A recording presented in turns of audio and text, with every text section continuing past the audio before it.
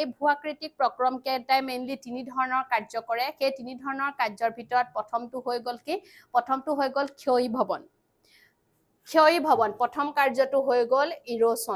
ইৰোশন মানে আমাৰ যোনকেইটি প্ৰসেস আছে সেই ৰিভাৰে যেতিয়া মাউণ্টেনিয়াছ ৰিজনৰ ওপৰৰ পৰা অৰিজিন হৈ নামি আহি থাকে সি বহুত ফোৰ্সত আহি থাকে আৰু সেই তেতিয়া ফোৰ্সত আহি থাকোতে সি কি কৰে মাউণ্টেনিয়াছ ৰিজনৰ ৰাস্তাটোত সি যিমানখিনি মানে জেগা পায় সেই তাৰ গোটেই ৱেটোত গোটেই ৰাস্তাটোত সি কি কৰে যিমান পায় সিমান কোমল শিলাস্তৰ যদি পায় সফ্ট ৰক লেয়াৰ পায় তেন্তে সেইখিনিক ইৰোশন কৰি লগত সি লৈ আনে সেই ইৰোশন যে কৰিছে সি যে খান্দি লৈ আহিছে সেই প্ৰসেসটোকে কি বুলি কৈছে ইৰোশন বা ক্ষয়ীভৱন প্ৰসেস বুলি কৈছে আৰু সেইখিনি লগত যে কেৰি কৰি লৈ আনে পৰিবহন কৰে সেই বস্তুটোকে কি বুলি কৈছে ট্ৰান্সপৰ্টেশন প্ৰসেস বুলি কৈছে বুজি পাইছানে সেই বস্তুটোকে কি বুলি কৈছে ট্ৰান্সপৰ্টেশন বুলি কৈছে আৰু কে সেই ট্ৰান্সপৰ্ট কৰি অনা বস্তুবিলাক কোনোবা এটা জেগাত কি কৰিব জমা কৰি দিব অৱনমিত অঞ্চল দ জেগাবিলাকত জমা কৰিব সেই প্ৰসেসটোৰ নাম দিছে অৱক্ষেপন মানে এই ভূআকৃতিক প্ৰক্ৰম কেইটাই ইৰোশনেল এক্টিভিটি ট্ৰান্সপৰ্টেশনেল এক্টিভিটি আৰু ডিপজিশনেল এক্টিভিটি মানে ক্ষয়ীভৱন পৰিবহন আৰু অৱক্ষেপন এই তিনিটাৰ কাৰ্যৰ জৰিয়তে আমাৰ পৃথিৱীৰ উপৰিভাগৰ পৰিৱৰ্তন সাধন কৰি আছে আৰু এই পৰিৱৰ্তনখিনি সাধন কৰিছে বিশেষকৈ কি আমাৰ যোনখিনি এক্সোজেনিক ফোৰ্সেস আছে বা বহিঃশক্তি এই বহিঃশক্তিৰ ভিতৰতে এই প্ৰধান শক্তি যোনকেইটা মই পাঁচটাৰ কথা কলো এই পাঁচটা কাৰকে বা পাঁচটা ফেক্টৰে আমাৰ আৰ্থ সাৰফেসত যিমানখিনি চেঞ্জেস আনিব লাগে গোটেইখিনি অনাত হেল্প কৰিছে বাকি কেইটা এক্সোজেনিক ফোৰ্সেসও আছে কিন্তু হলেও এইকেইটা হৈছে মেইন আৰু এন্ডোজেনিক ফোৰ্সেস কেইটাই তলৰ পৰা কাম কৰে এন্ডোজেনিক ফোৰ্সেস কেইটাইও বিভিন্ন ধৰণৰ এক্টিভিটিজ যেতে বা সিহঁতৰ যোনখিনি মুভমেন্ট বা ইন্টেৰিয়ৰ অফ দা আৰ্থ বা পৃথিৱীৰ অন্তৰ্ভাগত যিখিনি ঘটনা সংঘটিত কৰে সেই ঘটনা সংঘটনৰ জৰিয়তে সিহঁতে কি কৰে আমাৰ আৰ্থ সাৰফেসত বেলেগ বেলেগ ধৰণৰ চেঞ্জেস বিলাক আনে এতিয়া ইয়াতে আমাৰ কি দিছে যে আমাৰ যোনটো ভূ আন্দোলন বা টেকটনিক মুভমেন্ট সেই টেকটনিক মুভমেন্টৰ লগত মেইনলি দুটা শক্তি জড়িত হৈ আছে বুলি কৈছে এটা দিছে টেনশনেল ফোৰ্স আৰু এটা দিছে কম্প্ৰেছনেল ফোৰ্স তোমালোকৰ ইংলিশ মিডিয়াম বুকখনত কিছুমান বস্তু তোমালোকৰ নাই হেতু কাৰণে মই আসামিজ মিডিয়াম বুকখনৰ পৰা সেইখিনি বস্তু ভালকে তোমালোকক কৈ গৈ আছো তোমালোকে সেই বস্তুখিনি মন কৰিবা এতিয়া যোনটো টেনশনেল বল বা সংকোচনীয় বল হেতু হৈছে অনুভূমিক হৰাইজেন্টেল সেই হৰাইজেন্টেল হয় আৰু যোনটো বিস্তাৰিত বল আছে সেই বিস্তাৰিত বল হেতু বেলেগ ধৰণৰ সেই বিস্তাৰিত বলটো আকৌ উলম্বিক ভাবে হ'ব পাৰে যোনটো বিস্তাৰিত বল হেতু অনুভূমিক বা উলম্বিক দুই ধৰণে হয় একচুয়ালি কিন্তু সংকোচনীয় বল মানে কম্প্ৰেছনেল ফোৰ্স সেই কম্প্ৰেছনেল ফোৰ্সটো কি হ'ব পাৰে হৰাইজেন্টেলি ই মুভ কৰে আৰু এই হৰাইজেন্টেল মুভমেন্টৰ কাৰণে কি হ'ব পাৰে আমাৰ আৰ্থ সাৰফেসত মাউন্টেন সৃষ্টি হ'ব পাৰে যোনটো মাউন্টেন বিল্ডিং প্ৰসেস বুলিও কোৱা হয় এই ভূ আন্দোলন দুটা এটা হৈছে মহাদেশ সৃষ্টিকাৰী ভূ আন্দোলন বা গিৰিজনী আন্দোলন আৰু কি মহিভাৱক আন্দোলন আৰু এটা হৈছে পৰ্বত সৃষ্টিকাৰী আন্দোলন বা গিৰিজনী আন্দোলন সেই গিৰিজনী আৰু মহিভাৱক আন্দোলন এই দুটা আন্দোলনৰ জৰিয়তে কি হৈছে আমাৰ পৃথিৱীৰ উপৰিভাগত বিভিন্ন ধৰণৰ মহাদেশ আৰু লগতে বিভিন্ন ধৰণৰ পৰ্বতবিলাকৰ সৃষ্টি হৈছে আৰু সেই যে মহিভাৱক আৰু গিৰিজনী আন্দোলন বা অৰোজেনিক এণ্ড এপিৰোজেনিক মুভমেন্ট সেই অৰোজেনিক আৰু এপিৰোজেনিক মুভমেন্টৰ লগতে কি হৈ আছে এইখিনি এই ফোৰ্স দুটা জড়িত হৈ আছে টেনশনেল আৰু কম্প্ৰেছনেল ফোৰ্স দুটা জড়িত হৈ আছে এতিয়া মানে এনেকুৱা হৈছে যে আমাৰ আৰ্থ সাৰফেসত কি হৈছে যোনখিনি আমাৰ এক্সোজেনিক ফোৰ্সেস আছে আৰু যোনখিনি এন্ডোজেনিক ফোৰ্সেস আছে সেই এক্সোজেনিক আৰু এন্ডোজেনিক ফোৰ্সেস বিলাক একেলগে লগ হৈ মানে এক্সোজেনিক ফোৰ্সেস বুলি ক'লে যোনবিলাকৰ কথা ক'লো মই যে আমাৰ পৃথিৱীৰ উপৰিভাগত থকা বিভিন্ন ধৰণৰ সূৰ্যৰ পোহৰৰ পৰা আৰম্ভ কৰি গ্লেছিয়াৰ নদ নদী এই গোটেইবিলাকে একেলগে লগ লাগি আৰু লগতে আমাৰ অন্তৰ্ভাগৰ পৰা ভলকেনিক ইৰাপশ্যন মানে আগ্নেয়গিৰি উদগিৰণ লগতে আকৌ কি আছে যে ভূমিকম্প আকৌ বিভিন্ন ধৰণৰ টেকটনিক মুভমেন্ট ভূ আন্দোলন সেইবিলাকে কি কৰিছে এই যে সংকোচনীয় বল টেনশনেল ফোৰ্স কম্প্ৰেছনেল ফোৰ্স পালো এই ফোৰ্সবিলাকে কি কৰিছে আমাৰ আৰ্থ সাৰফেসত বেলেগ বেলেগ ধৰণৰ ল্যান্ডফৰ্ম ডেভেলপ কৰি আছে মানে আৰ্থ সাৰফেসত চেঞ্জেস আনিছে কোনোবা এটা যদি ভাঙি পেলাইছে জেগা কোনোবা এটা আকৌ নতুনকে ডেভেলপ কৰিছে বুজি পাইছানে গতিকে এই ফোৰ্সখিনিৰ জৰিয়তে আমাৰ কি হৈ আছে আমাৰ আৰ্থ সাৰফেসত চেঞ্জেস হৈ আহিছে আৰু মেইন কথা হৈছে জিঅমৰ্ফিক প্ৰসেস বিলাকে হৈছে এনেকুৱা ধৰণৰ কিছুমান মানে শক্তি বা এনেকুৱা ধৰণৰ ফোৰ্স যোনবিলাকে কি কৰিব পাৰে আমাৰ আৰ্থ সাৰফেসৰ কমপ্লিট চেঞ্জেস আনিব পাৰে তোমালোকৰ এই চেপ্টাৰটোৰ সবতকে ইম্পৰ্টেন্ট বস্তুটো হৈছে এইটো হৈছে ৱেডাৰিং দেখিছানে তোমালোকে ৱেডাৰিঙৰ টপিকটো মই উলিয়াই দিছো তোমালোকক বিচূৰ্ণী ভৱন ৱেডাৰিং এতিয়া ৱেডাৰিংটো কি বস্তু বিচূৰ্ণী ভৱন মানে কি যেতিয়া শিলা ভাগি চূৰ্ণ বিচূৰ্ণ হয়, শিলা বুলি ক'লে চাবা, এতিয়া আমাৰ জিঅ'গ্ৰাফিত শিলা বুলি ক'লে অকল শিলৰ কথাই কোৱা নাই, জিঅ'গ্ৰাফিত শিলা বুলি ক'লে কোনবিলাকৰ কথা কৈছে জানানে? আমাৰ মাটি বালি চবকে শিলা বুলি কোৱা হৈছে, সেইটো কাৰণে জিঅ'গ্ৰাফিত শিলা বুলি ক'লে আমি ডাঙৰ ডাঙৰ অকল বোল্ডাৰ কেইটা কথা ভাবিব নোৱাৰো, ইয়াত যোনখিনি মাটি বালি আছে সকলোকে শিলা বুলি কোৱা হৈছে। এতিয়া এই শিলাবিলাক যেতিয়া ভাগি চূৰ্ণ বিচূৰ্ণ হ'ব বা ইয়াৰ যোনটো ৰাসায়নিক সংযুতি বা কেমিকেল কম্পজিশ্যন বিলাকৰ চেঞ্জেছ আহিব, সেই প্ৰচেছটোকে কি বুলি কৈছে? ৱেডাৰিং বা বিচূৰ্ণী ভৱন বুলি কৈছে। এতিয়া চাবা, ইয়াতে আমাৰ ডেফিনেশ্যনো দিয়া আছে বিচূৰ্ণী ভৱন মানে কি। এতিয়া ইয়াতে দিছেনে? ইয়াতে কি বুলি দিছে? যে গতিহীন কাৰকৰ দ্বাৰা ভূপৃষ্ঠৰ উপৰিভাগৰ পদাৰ্থসমূহৰ ক্ষয় সাধন হলে তাক অৱক্ষয় বা বিখণ্ডন বা বিচূৰ্ণী ভৱন বুলি কোৱা হয়। Weathering is action of elements of weather and climate over earth material. There are a number of processes within weathering which act either individually or together to affect the earth materials in order to reduce the fragmental state. Weathering is defined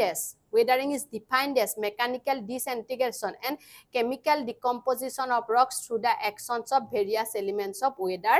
and climate. মানে ইয়াতে কি বুলি কৈছে? যে জলবায়ু বতৰ আৰু জলবায়ুৰ বিভিন্ন ধৰণৰ উপাদানৰ দ্বাৰা, যেনে বতাহ, বৰষুণ, ৰ'দ, এইবিলাকৰ জৰিয়তে যেতিয়া আৰ্থ সাৰফেচৰ ৰক ষ্ট্ৰাকচাৰ বিলাকৰ কেমিকেল কম্পজিশ্যন বিলাক চেঞ্জ হ'ব, ৰাসায়নিক সংযুতিৰ পৰিৱৰ্তন ঘটিব, ভৌতিক পৰিৱৰ্তন ঘটিব, তেতিয়া কি হ'ব? সেইটো কি বুলি কৈছে? ৱেডাৰিং বা বিচূৰ্ণী ভৱন কাৰ্য বুলি কৈছে। চিম্পলি যদি আমি ক'বলৈ যাওঁ, তেন্তে শিল ভাঙি চূৰ্ণ বিচূৰ্ণ হোৱা, মানে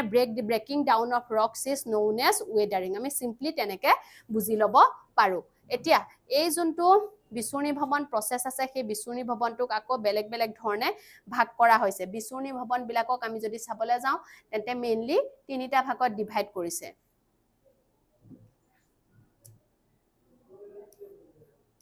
দেখিছানে? বিচূৰ্ণী ভৱন বিলাকক প্ৰধানকে তিনিটা ভাগত ডিভাইড কৰিছে। ইয়াতে প্ৰথমটো আমাৰ কি দিছে? ৰাসায়নিক বিচূৰ্ণী ভৱন। ইয়াতে প্ৰথমটো দিছে আমাৰ ৰাসায়নিক বিচূৰ্ণী ভৱন, কেমিকেল ৱেডাৰিং প্ৰচেছেছ।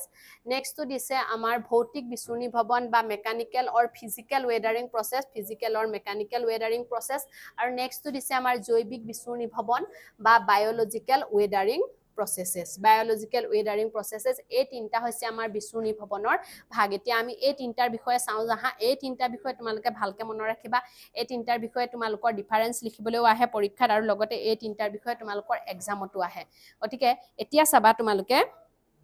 প্ৰথমটো আহিলে আমাৰ ৰাসায়নিক বিচূৰ্ণী ভৱন। এতিয়া ৰাসায়নিক বিচূৰ্ণী ভৱন বা কেমিকেল ৱেডাৰিং প্ৰচেছ হৈছে কোনটো? যাৰ জৰিয়তে আমাৰ শিলাখণ্ড বা ৰক ষ্ট্ৰাকচাৰ বিলাকৰ কিহৰ চেঞ্জেছ হ'ব? কম্পনেন্ট বিলাকৰ চেঞ্জেছ হ'ব। তাত যোনখিনি কম্পনেন্ট আছে সেইবিলাকৰ যেতিয়া চেঞ্জেছ আহিব, মানে কেমিকেল ৰিয়েকশ্যন হয়, সেইবিলাকৰ যেতিয়া চেঞ্জেছ হ'ব বা সিহঁতৰ বেলেগ বেলেগ ধৰণৰ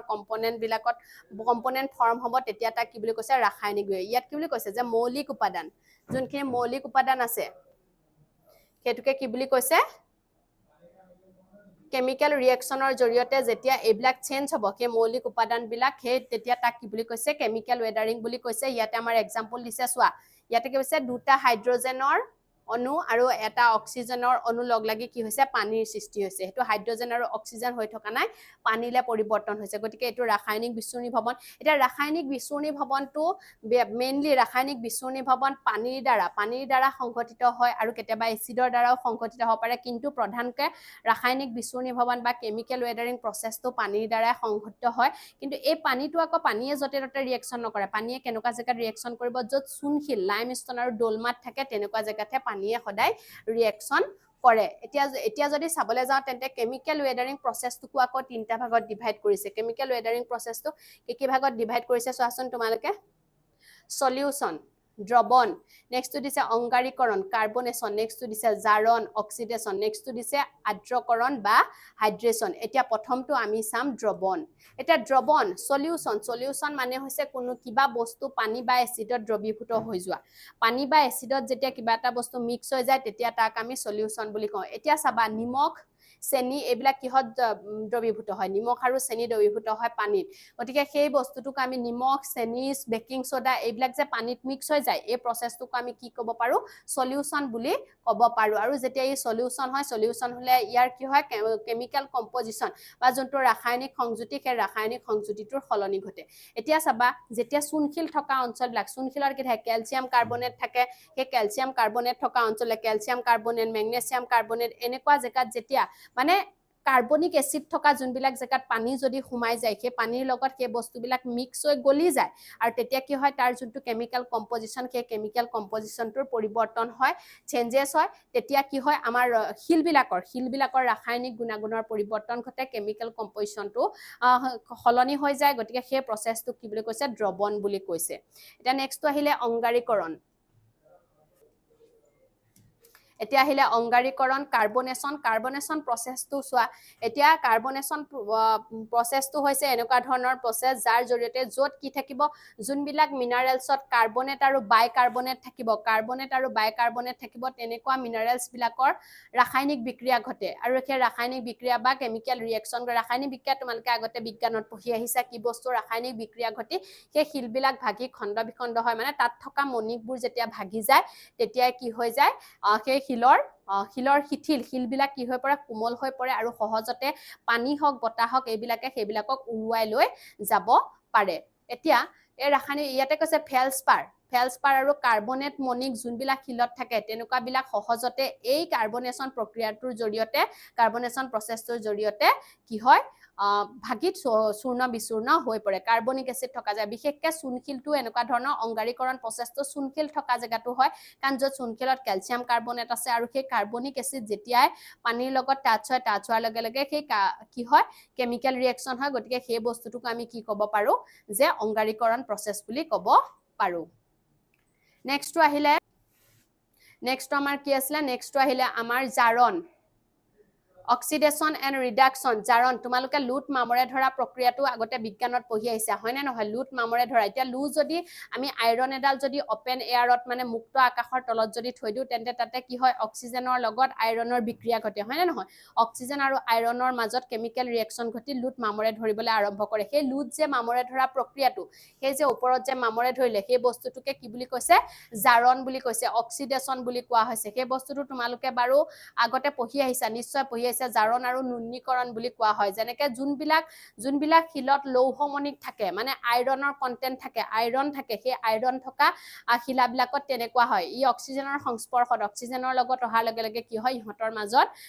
ৰাসায়নিক বিক্ৰিয়া আৰম্ভ হয় আৰু সেই ৰাসায়নিক বিক্ৰিয়াৰ ফলস্বৰূপে শিলবিলাকৰ মণিকবিলাক ভাগি চূৰ্ণ বিচূৰ্ণ হয় আৰু ৱেডাৰিং প্ৰসেস ষ্টাৰ্ট হয় সেইটোকো কি বুলি কৈছে কেমিক্যাল ৱেডাৰিঙৰে এটা ভাগ বুলি কৈছে নেক্সটটো দিছে আৰ্দ্ৰকৰণ হাইড্ৰেচন এইটো হৈছে পানীৰ লগত সংযোজিত এটা মানে প্ৰক্ৰিয়া কিছুমান মণিক কি হয় কিছুমান মণিক যেতিয়া পানী দি দিয়া যায় কিছুমান মাটি চাবাচোন কিছুমান এনেকুৱা মাটি থাকে মাটিটোত পানী দিয়াৰ লগে লগে মাটিটো ফুলি যায় তেনেকে আমাৰ পৃথিৱীৰ উপৰিভাগত সেই মাটিবিলাকত ফুলা মেইন কাৰণটো হৈছে মাটিত এনেকুৱা কিছুমান মিনাৰেল থাকে যোনবিলাক কি হৈছে পানীৰ সংস্পৰ্শলৈ অহাৰ লগে লগে পানীৰ টাচত অহাৰ লগে লগে ফুলি যায় আৰু ফুলি লৈ সেইবিলাক বহল হৈ যায় আকৌ যেতিয়া পানীটো শুকাই যোৱাৰ লগে লগে আকৌ শুকাই পৰে তাৰপিছত আকৌ পানী লগ হলে আকৌ ফুলি যায় তেনেকে হওঁতে সিহঁতৰ মাজৰ যোনটো ষ্টেবিলিটি সিহঁতৰ মাজৰ যোনটো সমতা সেই সমতাটো লাহে লাহে ভাঙিবলৈ আৰম্ভ কৰে আৰু পাছত গৈ সেই শিলবিলাক বা সেই মাটিখিনি কি হয় বালিলে পৰিৱৰ্তন হয় আৰু সেই বালিবিলাকক বতাহ নদীৰ পানী আদিবিলাকে সহজতে উটুৱাই লৈ যাব পাৰে সেই প্ৰসেসটো কি বুলি কৈছে আৰ্দ্ৰকৰণ বুলি কোৱা হৈছে সেই আৰ্দ্ৰকৰণটো বিশেষকৈ যদি আমি চাবলৈ যাওঁ এই বস্তুটো প্ৰধানকৈ ক'ত দেখিবলৈ পোৱা যায় জানানে ঠাণ্ডা জেগাবিলাকত এই ব্যৱস্থাটো বেছিকৈ হয় এতিয়া ইয়াতে কি বুলি দিছে যে কেলছিয়াম সালফেট আৰু জিপসাম নামৰ যোনটো মিনাৰেল সেই কেলছিয়াম সালফেট আৰু জিপসাম নামৰ মিনাৰেলটো যোনবিলাক মাটিত থাকে সেই মাটিটো পানীৰ লগত মিক্স হোৱাৰ লগে লগে ফুলিবলৈ আৰম্ভ কৰে আৰু সেই মিনাৰেলবিলাকেই প্ৰথমতে ব্ৰেকডাউন হয় আৰু ব্ৰেকডাউন হোৱাৰ ফলত কি হয় আমাৰ সেই শিলবিলাক ভাগিবলৈ আৰম্ভ কৰে গতিকে এইটো আছিলে ৰাসায়নিক বিচূৰ্ণীভৱন প্ৰক্ৰিয়া নেক্সট ক্লাছত আমি ভৌতিক বিচূৰ্ণীভৱন প্ৰক্ৰিয়াৰ পৰা আৰম্ভ কৰিম গতিকে আজি ক্লাছটো আমি ইমানতে সামৰণি মাৰিছো কাৰণ তোমালোকক গোটেইখিনি একেলগে বুজাই দিলে হয়তো তোমালোক কনফিউজ হৈ যাবা ৰাসায়নিক বিচূৰ্ণীভৱনটো তোমালোকে ভালকে পঢ়ি চাবা পঢ়ি চোৱাৰ পিছত যেতিয়া তোমালোকে গম পাবা বুজি পাবা তাৰপিছত আমি ভৌতিক বিচূৰ্ণীভৱনটো আৰম্ভ কৰিম থেংক ইউ